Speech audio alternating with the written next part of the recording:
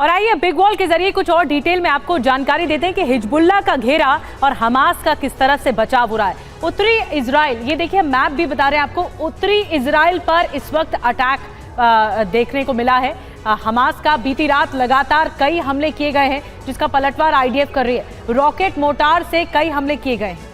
बिल्कुल, और लेबनान से लगातार हिजबुल्लाह हमले कर रहा है, इजराइल को बना रहा है निशाना। इजराइल पर हमले जारी रहेंगे, ये हिजबुल्लाह की तरफ से कह दिया गया है। ये देखिए गाजा पट्टी ये रही जहां पर इस वक्त भीषण युद्ध छिड़ा हुआ है। ये इजराइल है, इधर सीरिया है, और ये लेबनान की धरती है जहां से इजराइल को निशाना बनाया जा रहा है। यहां से यहां मिसाइलें गिरती हैं, रॉकेट्स दागे जाते हैं, और ये कौन करता है? ये हिजबुल्लाह के लड़ाके करते हैं। और हिजबुल्लाह आगे के लिए भी इजराइल को धमकाता नजर आ रहा है। हमास ने क्या कहा है? इजराइल पर हमले और ज्यादा तेज करें।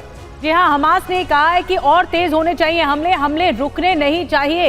ये हमास की तरफ से दबाव बनाने के लिए हमले जरूरी है, और हमास लगातार दबाव बना रहा है। यानी ये जो गठजोड़ है हमास और हिजबुल्लाह का, ये सामने आया है क्योंकि वो घेर कर रख रहा है हिजबुल्लाह, और हमास अटैकिंग पोजीशन पर है। और हमारे साथ एक्सपर्ट भी बने हुए हैं। 60 सेकेंड में हमारे एक्सपर्ट से ही समझते हैं कि हिजबुल्लाह के हमले से हमास का जो बचाव है क्या वो मुमकिन है? क्या वो मुमकिन है? सिंह सर, आप समझते हैं ये? देखिए, ऐसा है, ये दो गुट है जिनके बीच में मतभेद भी है। जो हमास है वो सुन्नी ग्रुप है, और हिजबुल्लाह जो है वो ईरान से सपोर्ट लेता है।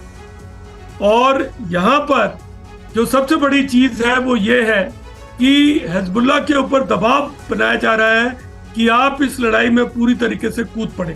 अभी तक वो सपोर्ट के तौर पे काम कर रहा है, और पूरी तरीके से कूद पड़ने के लिए उनके ऊपर बहुत ज़्यादा दबाव है। कुछ वो कर भी रहे।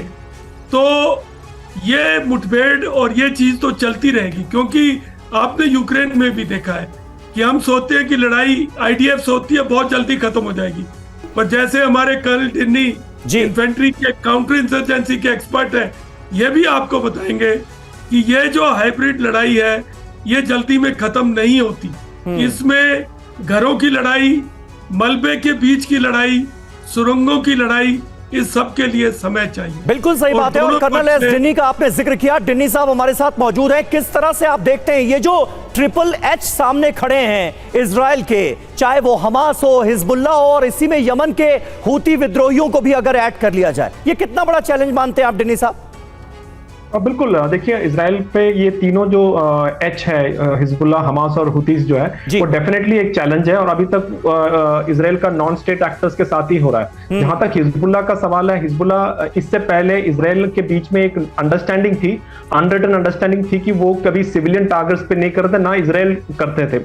लेकिन अभी क्या हो रहा है कि हिजबुल्लाह ने अपना टैक्टिक्स चेंज कर दिया। नॉर्दर्न इजराइल में मिलिट्री टारगेट्स को छोड़ के वो सिविलियंस को भी टारगेट करना शुरू कर दिया है। तो अभी भी पूरी तरीके से नहीं है, और इजराइल ने भी 3 किलोमीटर अंदर तक वो भी अटैक करने की बात कर रहे हैं।